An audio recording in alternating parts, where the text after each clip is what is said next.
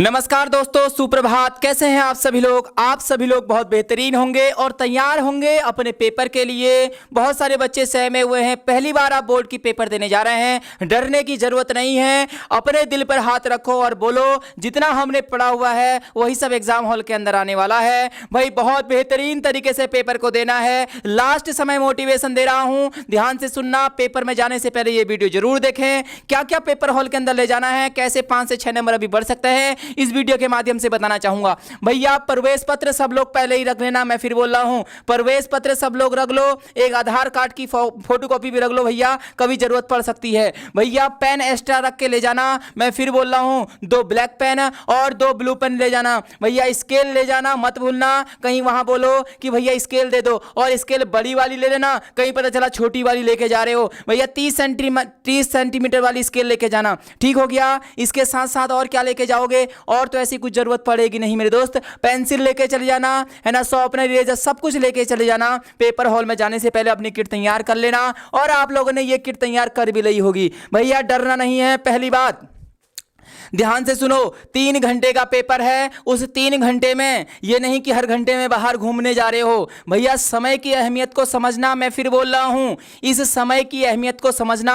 एक एक मिनट आपके जिंदगी का मिनट होगा, एक एक मिनट आपके परीक्षा का मिनट होगा। बाहर जाने की जरूरत नहीं है। हालांकि मुझे पता है 10th बोर्ड जब होता है बच्चे पहले ही प्लानिंग बना लेते हैं कि जैसे ही भैया 1.5 घंटा होगा तू भी बाहर आना, मैं भी बाहर आऊंगा। फिर पता नहीं वो बाहर जाके करते क्या है भाई, क्योंकि आंसर दोनों को नहीं पता है। खास बात यह है, आंसर ना उसको पता ना उसको पता, बस यही पूछते हैं तूने कितने करे, तूने कितने करे। और 2 के 2 देखो, खास बात ये होती है 2 के 2 झूठ बोलते हैं, भाई मैंने कुछ नहीं किया है बोलते हैं, है ना। अब हालांकि देखो अक्सर ऐसा होता है, बहुत कम बच्चों में ऐसा होता है, लेकिन मैं फिर बोलूंगा भाई 3 घंटे उस एग्जाम हॉल के अंदर कैसे भी बिता लेना, और एक एक मिनट तुम्हारे लिए बेहतरीन होगा। मैं फिर वादा कर रहा हूं, जितना तुमने पढ़ा है वही सब कुछ पेपर में आने वाला है। निबंध को लास्ट में लिखना, और जो तरीका मैंने बताया था उस तरीके से करना। बहुत सारे बच्चे पूछे थे सर निबंध कितने पेज का लिखेंगे। भाई अगर निबंध आप 2 से 2.5 पेज या फिर 2 पेज भी अच्छे से लिख लो ना, बेहतरीन तरीके से लिख लो, उसमें अच्छे अच्छे चीजें इंक्लूड करो, तो भैया वहां पर 8 नंबर आपको आसानी से मिल जाएंगे। वैसे 250 शब्दों का बोला जाता है, तो 2 पेज 2.5 पेज 3 पेज तक बच्चे लिख लेते हैं, जिनके पास समय बच जाता है। और चीजों को सीक्वेंस से करना, जहां से गद्यांश छाड़ने होंगे वहां से पेपर को अच्छे से देना, गद्यांश अच्छे से छाड़ना, और जितना बेहतरीन आप लिख सकते हो उतना बेहतरीन लिखने की कोशिश करना। स्टार्टिंग के पेज तो खासकर भैया ध्यान देना। मैं फिर बोल रहा हूं, ये नहीं कि जल्दीबाजी में लिख रहे हो, ठीक है। रॉ नंबर कॉपी में बहुत अच्छे से भरना मेरे दोस्त, गड़बड़ी ना करना वहां पर।